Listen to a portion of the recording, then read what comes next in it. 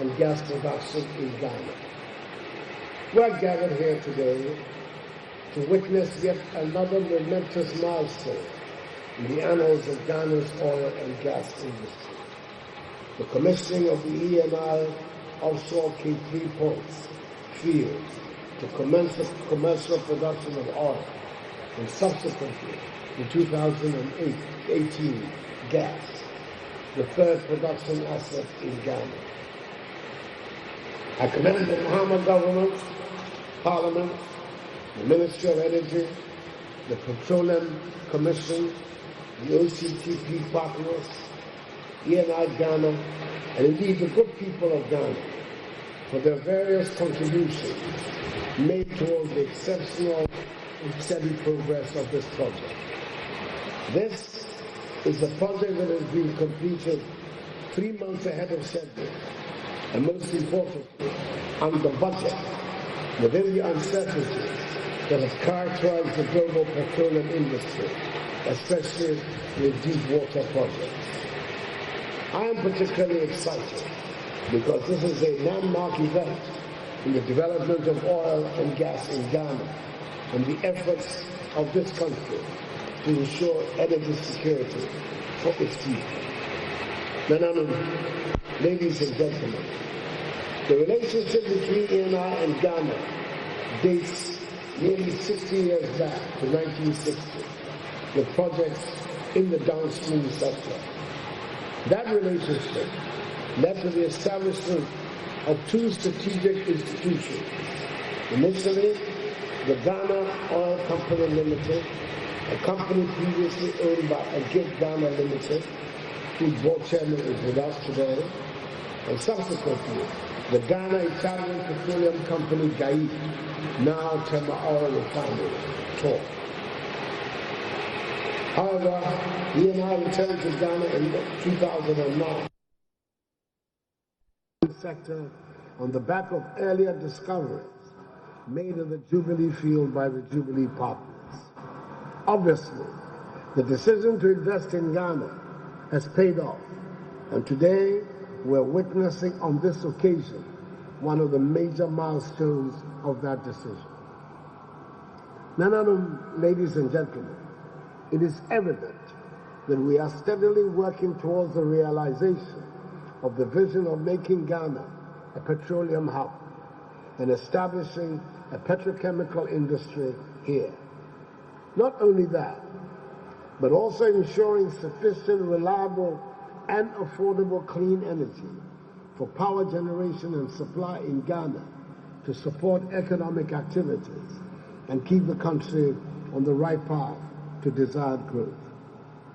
I believe the attainment of this feat has been made possible due to consistent implementation of sector-related policies and programs aimed at creating the right business and investment climate to ensure the rapid and continuous development of the sector.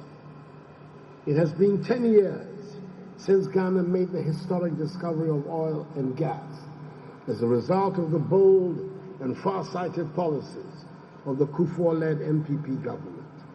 Indeed, the decision to restructure and reorganize the operations of GNPC to make the corporation focus on its core mandate of exploring for oil and gas and creating an enabling climate positively changed the operating environment. The then president played a truly seminal role in the development of the nation's oil and gas industry, and it is thus befitting to have the OCTP FPSO christened in his honor.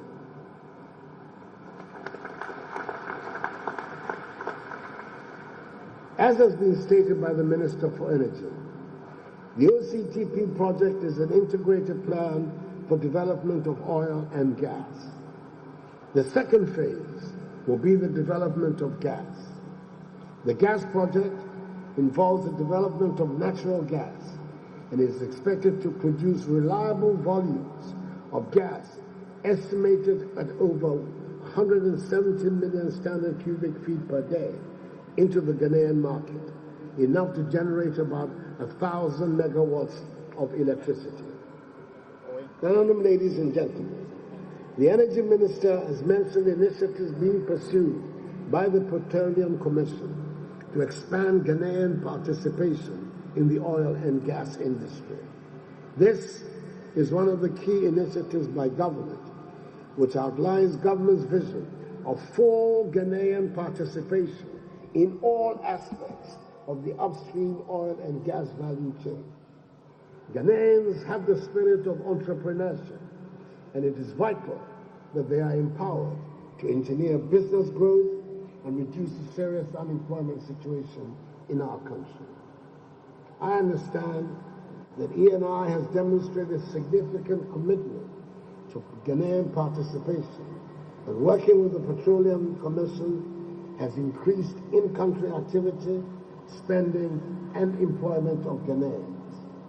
It is gratifying to see this morning our young Ghanaians on the FPSO trained to manage the hydrocarbon production and processing from the field as technicians and supervisors. I've been informed by the Petroleum Commission that over 100 Ghanaians, representing nearly 60% of the workforce, are involved in the operation and maintenance of the FPSO John Ajikun Kufour. This is in addition to the many that worked in the conversion of the facility in Singapore. I saw them on the vessel and salute them for their energy, enthusiasm, and commitment.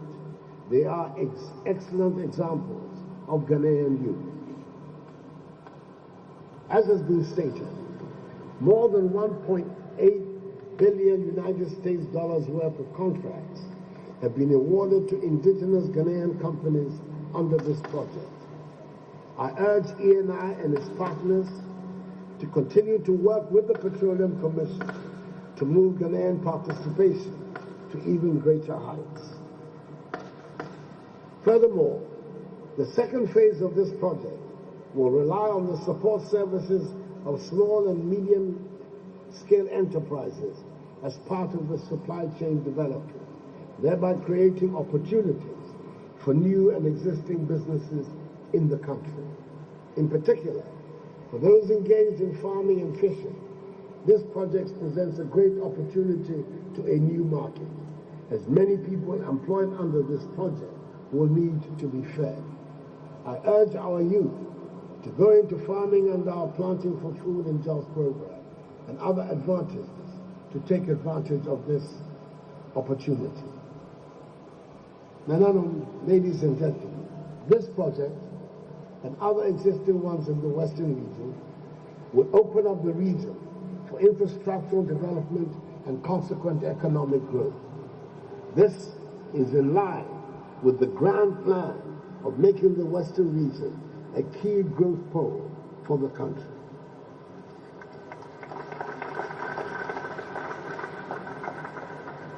Now, ladies and gentlemen, the oil industry is increasingly become an important contributor to our national economy.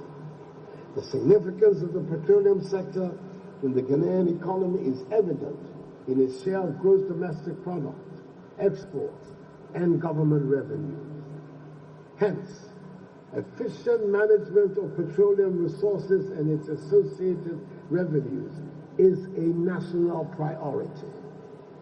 We shall prudently manage our petroleum resources with a long-term perspective for the benefit of Ghanaian society as a whole. By judiciously managing our petroleum resource, we shall provide revenues to the country to ensure the welfare of our people, promote employment, improve the environment, and strengthen trade and industrial development in Ghana.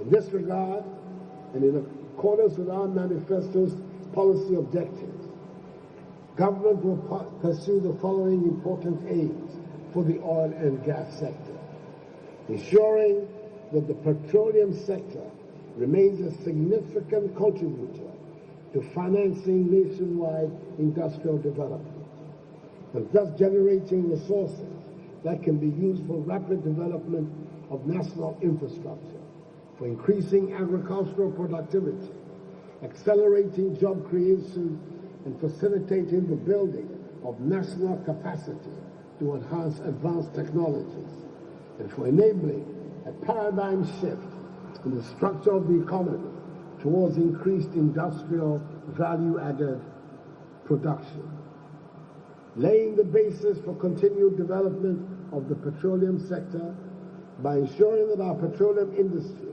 remains an attractive area for investment, promoting the linkages of the petroleum sector with other sectors of the economy, and avoiding the curse of the sector remaining an enclave, improving transparency in the management of our oil and gas resources through our commitment to the full implementation of the Petroleum Revenue Management Act and strengthening of the Public Interest Accountability Committee to enhance further transparency and accountability in the oil and gas sector.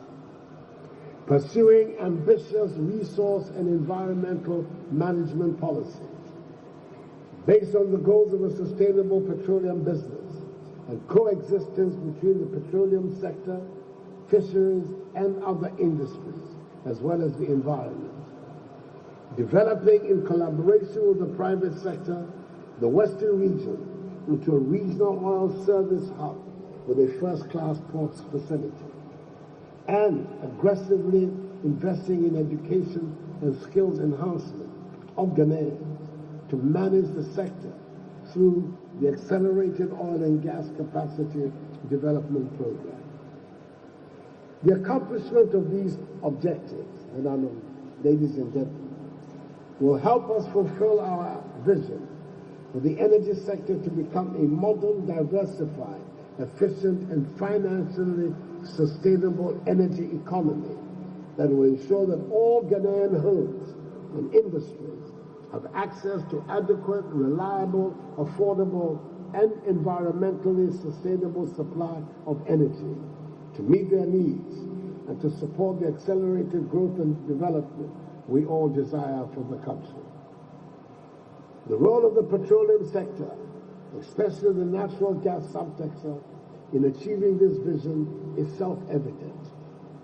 It is expected that indigenous gas production will not only offer the nation a clean energy source, but also cost-effective fuel for power generation on a reliable basis. It is good to note that the operator ENI is committed to a zero gas flaring policy, and as such, no gas will be flared or wasted under normal operating conditions, except, of course, for the minimal technical volume required to maintain safe operations. I strongly entreat the Petroleum Commission and EPA to collaborate effectively to ensure that this policy is strictly adhered to. Now, ladies and gentlemen, let me emphasize that it is the expectation of government and the people of Ghana that the OCTP partners, particularly the operator, will ensure prudent management of this project to achieve cost efficiency. This is the only way we can guarantee a low gas price and eventually low electricity tariffs to stimulate our development. Fellow Ghanaians, with the addition of the production from the OCTP to those of the TEN and Jubilee field, we are optimistic that our beloved nation will enhance significantly its gas supply for our domestic power generation. We are not resting on our oars. The government, through the Ministry of Energy, Petroleum Commission and GNPC, is working closely with other licensees and contractors to ensure that our petroleum resources are exploited in a sustainable manner for the benefit of the people of Ghana. The need for creative thinking to leverage our oil and gas production for national development is a charge for us to keep, and we must not fail our people. Now, ladies and gentlemen, before I take my seat, I want to oblige the Petroleum Commission and the operator ENI to take necessary steps The activities of this project are carried out in a safe manner to safeguard life, property, and the environment. I commend ENI, Ghana once again, for their significant contribution to the local community to date, even before the start of commercial production. I encourage them to continue in this step to obtain maximum benefits for the people of Ghana. I'd like to reiterate government's continued support for the establishment of an enabling climate to make Ghana the energy hub of the West Africa region. Once again, let me restate that it is wholly appropriate for this FPSO to be named John Agyekum Kufour. 17 years ago, during his presidential campaign, candidate John Agyekum Kufour gave a solemn pledge to the people of this city, this region, and the country that if elected, his government will concentrate attention to discovering oil in commercial quantities. The fulfillment of that promise is what has brought us all here today. We are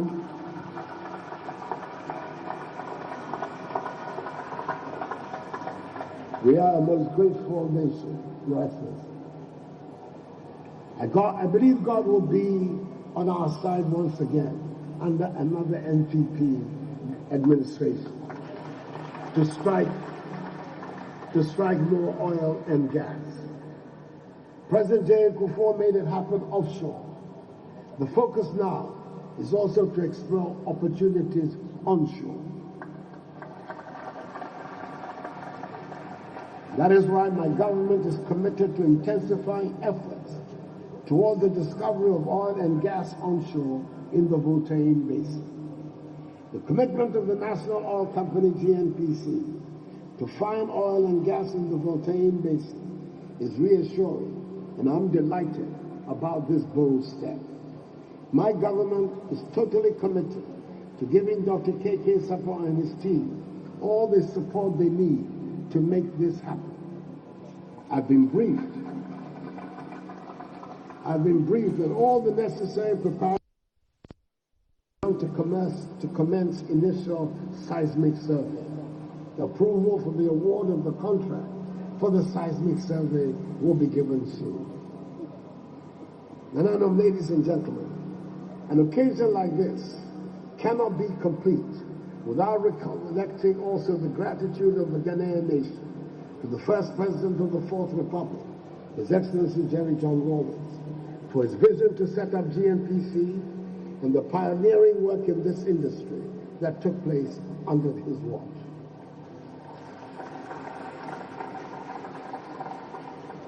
And last but by no means the least, I thank my beloved wife, the beautiful Rebecca, who went all the way to Singapore to commission FPSO John Agyekum Kufour. Ladies and gentlemen, I now officially declare the first oil of the OCTP field duly commissioned. Thank you, and may God bless the OCTP project and our homeland Ghana, and make us great and strong.